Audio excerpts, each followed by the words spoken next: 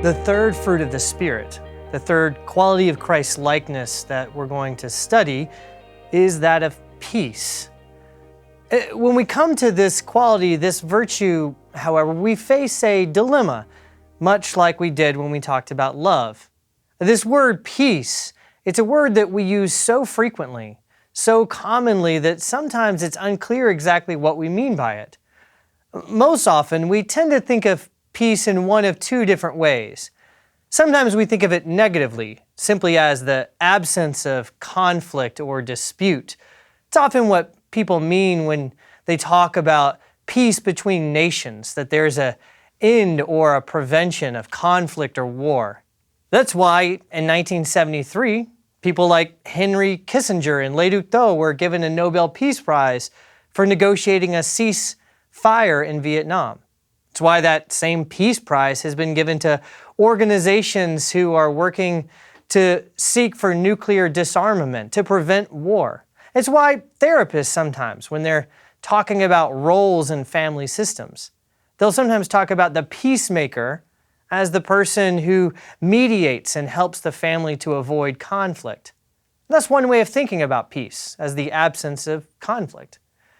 More positively, sometimes we think of peace not so much as an absence of conflict in the outer world, but as an emotional or psychological state of being in the inner world. We talk about inner peace. Especially you hear this term for people who work in positive psychology. As one psychotherapist put it in her recent book on this subject, inner peace is a deep and abiding sense of contentment and tranquility. At its fullest expression, deep inner peace is a response to life that is independent of external circumstances. With practice, you can learn to quickly leave the choppy, wild waves at the surface and dive into the calm deep. Of course, modern psychologists are not the first to recognize the importance of this kind of peace. Church fathers like St. Jerome regularly talked about a condition of peace as one in which we are neither led around by external circumstances or by our own internal passions. Jerome says that we should not suppose that peace is limited to not quarreling with others. Rather, the peace of Christ is with us when the mind is at peace and undisturbed by conflicting emotions. But which is it that we're talking about when we talk about this fruit of the Spirit? Is it the absence of conflict, or is it the presence of some kind of inner personal tranquility and calm amid whatever chaos and conflict might be going on outside? Well, when you look at the life of Jesus, it's pretty clear that both of these do play an important role. On the one hand, Jesus certainly does teach his followers to choose peace over conflict. He tells them famously in Matthew chapter 5 not to return evil for evil, but to turn the other cheek when they are wronged. Later on, when Jesus himself is arrested and Peter takes up a sword and strikes one of the crowd who came to arrest him, Jesus says to Peter, "Put your sword back into its place, for all who take the sword will perish by the sword." Now, whether or not Jesus would have won a Nobel Peace Prize, he certainly did teach his followers to pursue peace over conflict. And it's also true that Jesus seemed to possess a remarkable sense of inner peace. It's one of the things that caused the Roman governor, Pontius Pilate, to marvel at him when Pilate was interrogating him. No matter what Pilate said or how he threatened him, Jesus seemed to remain calm and serene in the face of it all. No doubt a modern psychologist would say that Jesus really had achieved a remarkable state of inner peace. But when Paul speaks of peace here in Galatians, and when the Bible speaks more broadly about peace, it means something more substantial than either of these two options. To understand this, it's helpful to pay attention not just to the Greek word that Paul uses in Galatians, the word eirene, but also to how that word is used more broadly in the Bible. In the Greek translation of the Old Testament, the word eirene, the word peace, is most often used to translate the Hebrew word shalom. And that word shalom, it plays a big role in shaping how Paul thinks of peace. So what is shalom? Well, first thing to say is shalom doesn't just refer to individual inner peace, but it also doesn't just refer to the absence of conflict. Shalom includes that, but it goes beyond it as well. To talk about shalom is to talk about a kind of harmony and flourishing. Shalom refers to a condition in which people are living in perfect and harmonious relationship both with God and with one another, and even with nature itself. And it's not just living, but really living well, living into the purpose for which God has created them, thriving, you could say. All of this is built up into the concept of shalom. As one philosopher puts it, the peace that is shalom is not merely the absence of hostility, not merely being in right relationship. Shalom at its highest is enjoyment in one's relationships. To dwell in shalom is to enjoy living before God, to enjoy living in one's surroundings, to enjoy living with one's fellows, to enjoy life with oneself. That's one of the reasons that the Bible so frequently connects peace with both righteousness and joy. Take Proverbs 12, verse 20, for instance. Deceit is in the heart of those who devise evil, but those who plan peace have joy. Or Isaiah 32, verses 16 and 17.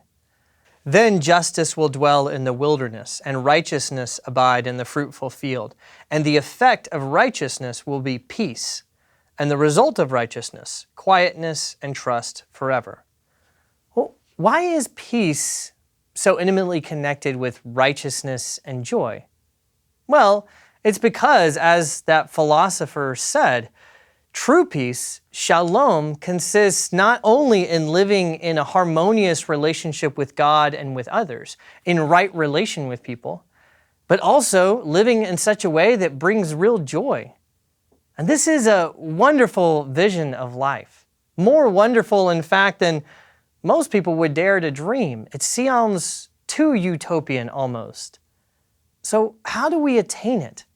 How can we experience this wonderful, incredible state of shalom in our own lives? Well, when we look at what the Apostle Paul has to say to this question, he really gives a twofold answer.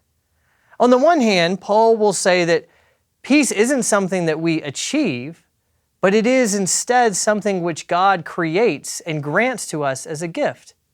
But then, on the other hand, Paul also describes peace as a way of life that we are called to pursue in our relationship with one another. And we can't really understand how peace is a quality of Christlikeness until we understand both of these aspects of Paul's answer. So let's begin with the first, that peace is not something that we achieve. Peace is a gift of God.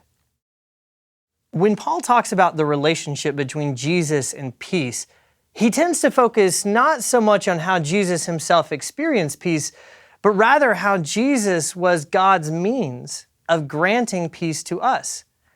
In Colossians chapter 1, for instance, he says that it was through Christ that God reconciled the world to himself, making peace, Paul says, through the blood of the cross. And then he says something similar in Romans chapter 5. After saying that Jesus was delivered over to death for our sins and raised for our justification, Paul goes on to say, therefore, since we have been justified through faith, we have peace with God through our Lord Jesus Christ. In both of these passages, Paul is announcing that through his death on the cross, Christ has actually achieved a peace that we could never achieve for ourselves. For prior to Christ's death, as he says in Romans, we were not at peace with God. In fact, we were God's enemies. But now, through Christ's death and resurrection, we have already been reconciled to God. We are no longer in conflict with God. We are, Paul says, at peace. And it's easy to forget that. It's easy to start feeling that God is distant or that He's angry with us or ashamed of us. And that's why Paul has to continually remind these early Christians to whom he writes of this fact that he's already told them, but he must remind them of again. That they do not have to achieve peace with God, that they already possess it as a gift. Because evidently they tended to forget that. But Paul doesn't stop there. The peace that Christ achieved for us isn't just peace with God, it's also peace with one another. And this is a main theme in his letter to the Ephesians. There, he's discussing the relationship between two groups, two ethnic groups, Jews and Gentiles. A relationship that historically had been one of enmity and suspicion and exclusion, but now, because of Christ, Paul says, that is no longer the case. For Christ himself, Paul says, is our peace, who has made the two groups one and has destroyed the barrier, the dividing wall of hostility. His purpose was to create in himself one new humanity out of the two, thus making peace, and in one body to reconcile both of them to God through the cross, by which he put to death their hostility. So peace is not something that we achieve. Peace is a gift, something that Jesus Christ has achieved for us. As he himself says in the Gospel of John, "Peace I leave with you, my peace I give you." But peace isn't just a gift for Paul. Peace is also something that we as Christians are called to cultivate in our lives with one another.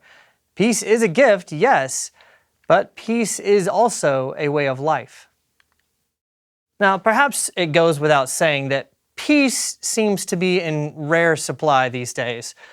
We are a nation divided into tribes, political tribes, ideological tribes. Social scientists say that the levels of hostility and conflict between different cultural and political groups in the United States are higher than they have been for decades. And I'm sure none of this is news to you. The evidence is all around us. The anger and the resentment, the fear and the mutual condemnations. It's in the news, it's on our social media feeds. It even finds its way into our relationships with family and friends. And unfortunately, the church is not immune to all of this. Very often, too often, the same hostilities and divisions that plague our country are present even within our church communities. So what lessons can we learn from Paul? What does he teach us about peace as a way of life? Well, I'd like to briefly highlight 3 lessons that we learn from Paul. The first is that we should prioritize peace with others over our individual rights. Now, this is hard advice for all of us, but especially us American Christians. We put a lot of emphasis on our personal and civic liberties, our individual rights. And politically speaking, we have good reason for doing so. But Paul regularly tells early Christians that they should give up their rights. They should give up their own prerogatives for the sake of peace with one another. And to the Philippians, he says that they should, in humility and after the pattern of Jesus, count others' interests as more important and significant than their own.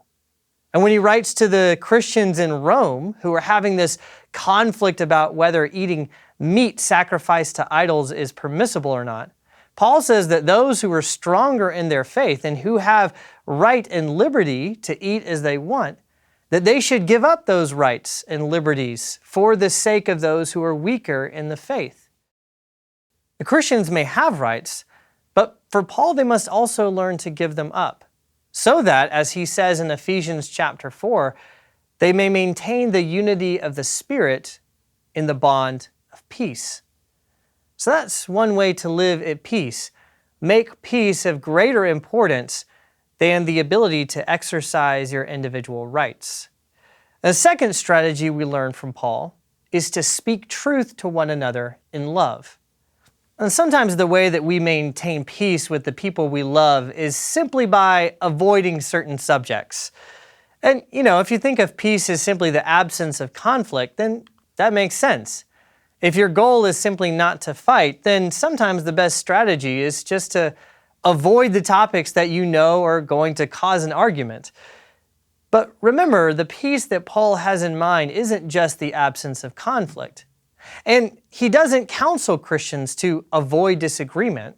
Rather, he counsels them to do what he himself does in his letters, to speak truth to one another, even when that truth is hard. Now, of course, when I say speak the truth, I don't simply mean that we should be vocal in our opinions. There is a particular truth that Paul has in mind when he talks about speaking the truth to one another. And it has little to do with the things on which we often disagree. The truth Paul has in mind is the truth of the gospel, the truth about who Christ is and what he has done, and what that means for us now about who we are and how we should live. As he says in Colossians 3, verse 16, "Let the word of Christ dwell in you richly, teaching and admonishing one another in all wisdom, singing psalms and hymns and spiritual songs with thankfulness in your hearts to God." Now, that is the truth that we ought to speak to one another as we seek to live in peace.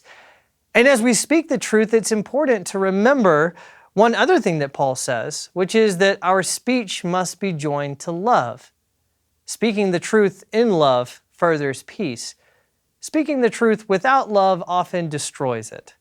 As the great Texan theologian Stanley Hauerwas says, "The truth will often hurt, but that doesn't mean hurting someone is an indication of speaking the truth. To be truthful doesn't mean that we must say what needs to be said bluntly. Just the opposite is often the case. We must say what needs to be said in such a manner that it can be received." So that's another way in which we can live into the peace that Christ has won for us, to speak the truth to one another in love. And the last and maybe the most important way that Paul helps us is by telling us to forgive one another. Forgiveness is one of the most important and really one of the most characteristically Christian acts that we can engage in. And without forgiveness, peace is impossible. Remember, forgiveness is the basis for our peace with God. And as those who have been forgiven, Jesus makes it abundantly clear that we have a duty to forgive. And Paul, too, regularly commends Christians to forgive one another as they seek to live in peace. He tells the Romans, for instance, that they should, as far as it depends on them, live at peace with everyone, and that in order to do that, that they must refuse to seek vengeance, that they must forgive. And likewise, he tells the Colossians to bear with each other, and if one has a complaint against another, forgive each other. As the Lord has forgiven you, so you must also forgive. For many of us, forgiveness is a daily task of giving grace to those who wrong us in many and small ways and sometimes larger ways. But sometimes the forgiveness that leads to peace, sometimes it can be quite dramatic. In 1994, the country of Rwanda was torn apart for 100 days as members of one ethnic tribe rose up in violence against their neighbors from another ethnic tribe. And at the end of that 100 days, 500,000 people were dead. And when this devastation was over, there were so many people guilty of murder and crimes that the prisons simply could not contain them. And there were so many victims that the two groups, the wrongdoers and the wronged, could not be permanently separated from one another. And so after several years, the government, working with the church, began to reintroduce people who had participated in the genocide back into the villages and communities where the family members of their victims still lived. There are a lot of incredible stories of forgiveness from that time. But let me just mention one as an example. The story of Godefroid and Evasta. During the genocide, Godefroid attacked Evasta and her family and burned down her house. Years later, however, after working with an organization and with a pastor, he decided to ask for her forgiveness, and Avasta chose to forgive him. "I used to hate him," she said. "When he came to my house and knelt down before me and asked for forgiveness, I was moved by his sincerity. Now, if I cry for help, he comes to rescue me. When I face any issue, I call him." To live at peace with those with whom you were once at odds, to depend on one another and flourish together like Godfrey and Ivasta now do, that is shalom. That is the gift of peace that we have received in Christ. And that is how we are called to love and to live with one another today.